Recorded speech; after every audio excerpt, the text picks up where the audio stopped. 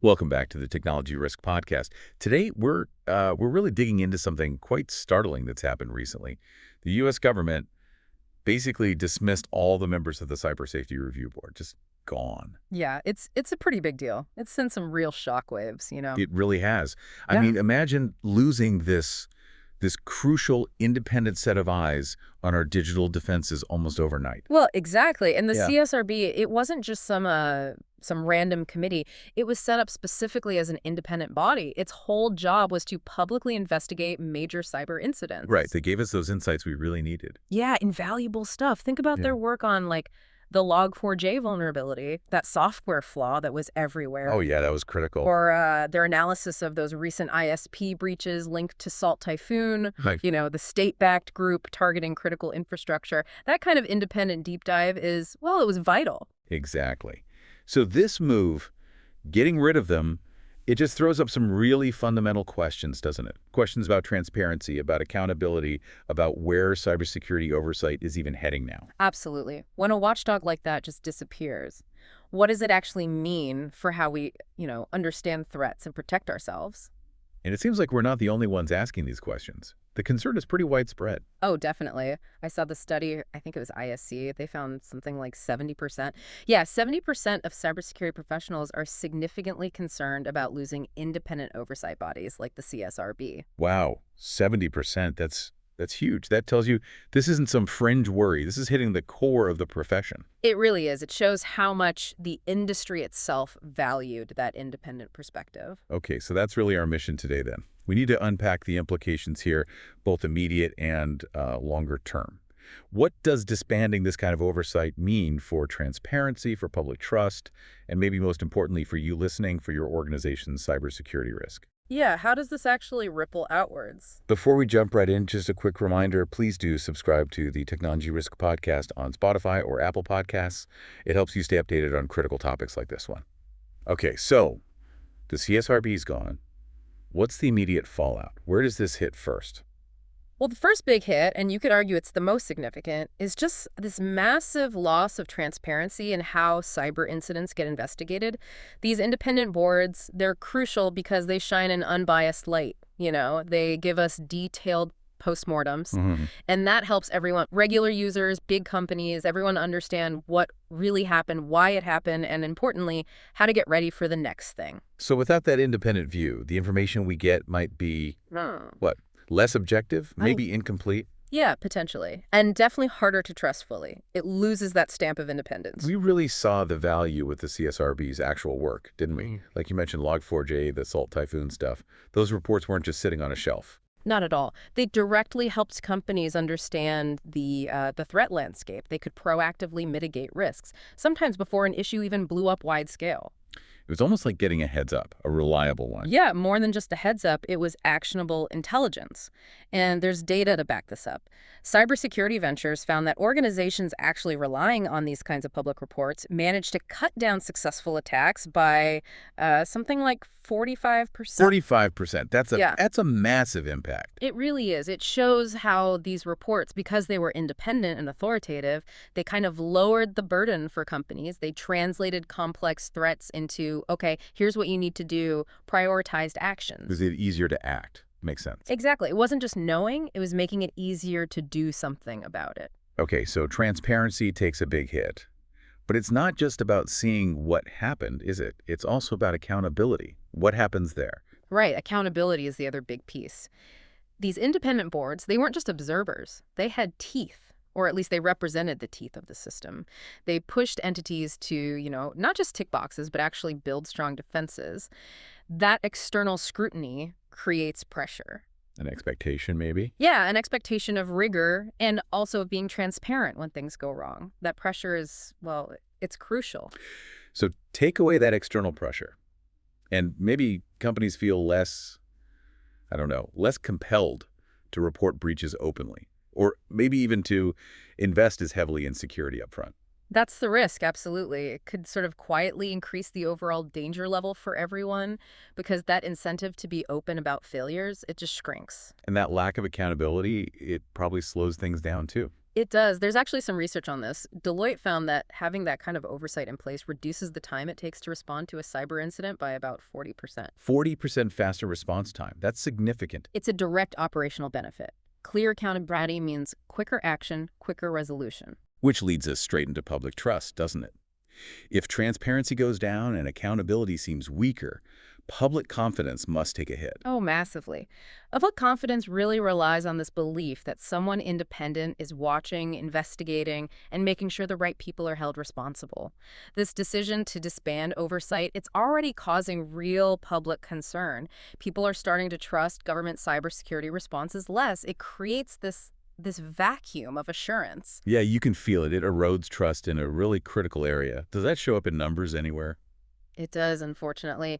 Pew Research actually tracked this. They found public trust in government cybersecurity efforts dropped by 35% right after these independent oversight boards were removed. Wow, 35%. That's a steep drop. It really is. It strongly suggests that direct link between having independent oversight and the public actually feeling confident.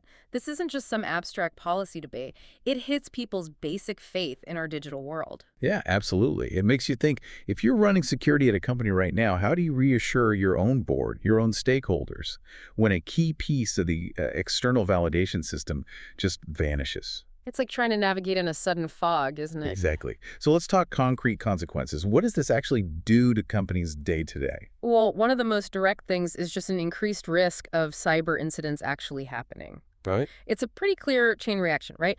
Less transparency, weaker accountability.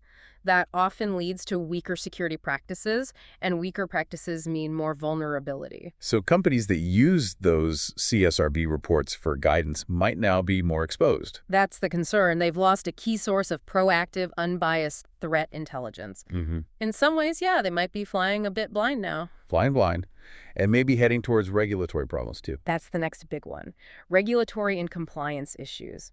Without those clear, independent guidelines that often came out of CSRB reports, companies can get really confused. Uncertainty, non-compliance risks. Exactly. Regulatory ambiguity just becomes a huge headache.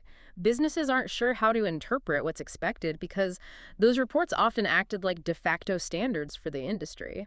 Is there data on that link? Yeah, Accenture found organizations face about 50% more regulatory incidents when they don't have clear cybersecurity oversight frameworks to guide them. Ouch. 50% more incidents. That's costly. Very costly. Adds complexity, adds fines, adds stress. And then there's the reputation piece. You can't really ignore that. Not at all. Losing that oversight directly chips away at public and stakeholder trust in how companies handle their security.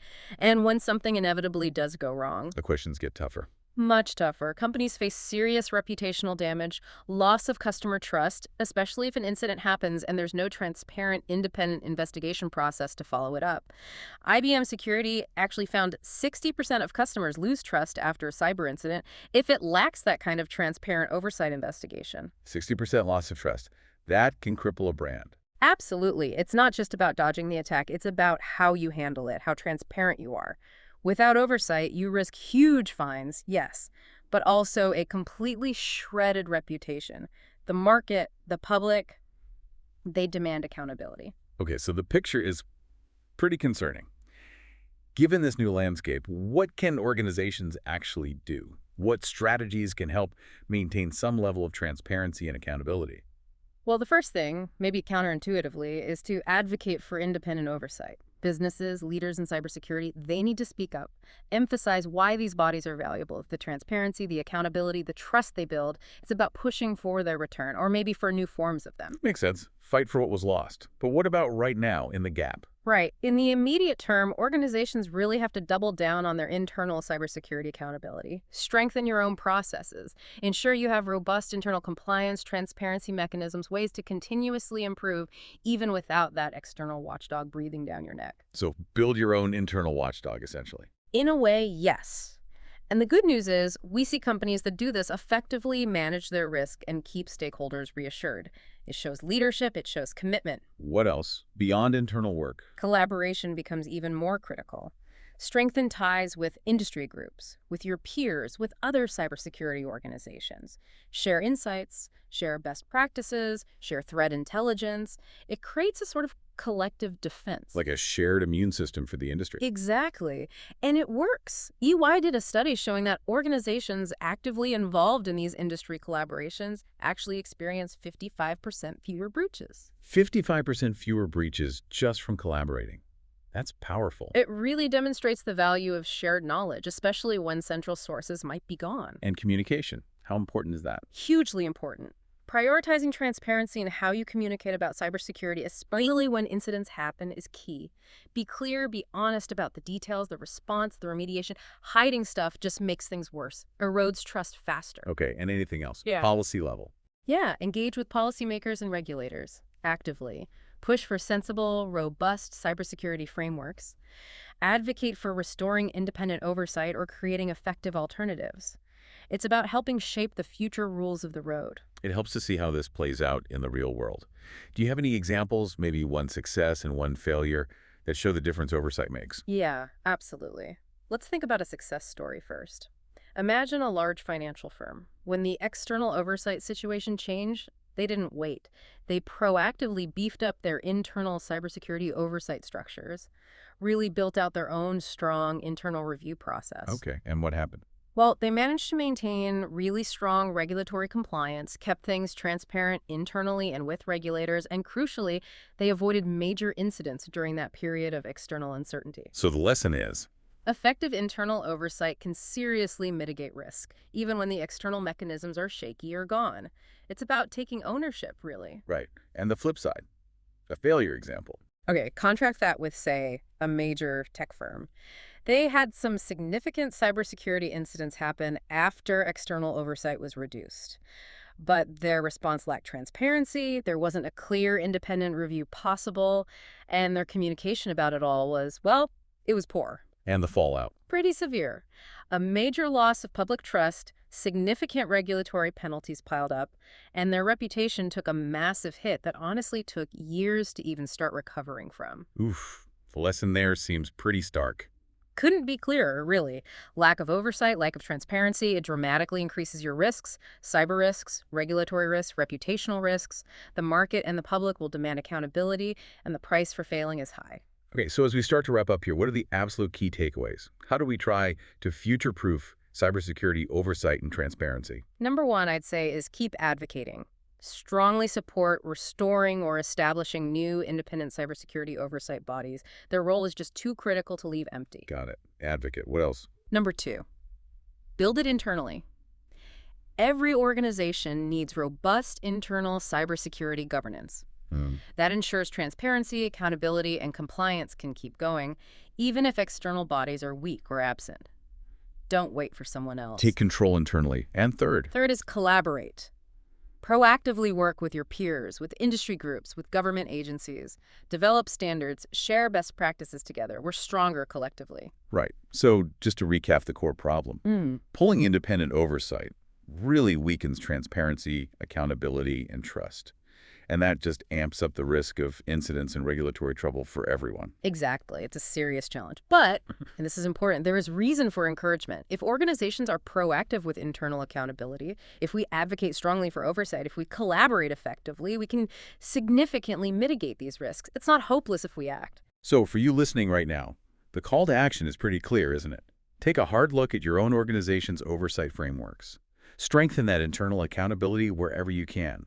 And add your voice to the call for restoring strong external oversight. And maybe a final thought to leave people with.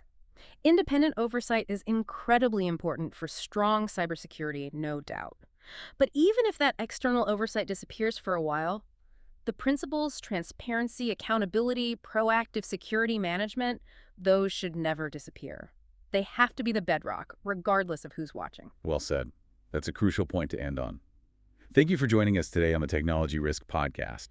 And please don't forget to subscribe on Spotify and Apple Podcasts so you don't miss our future discussions.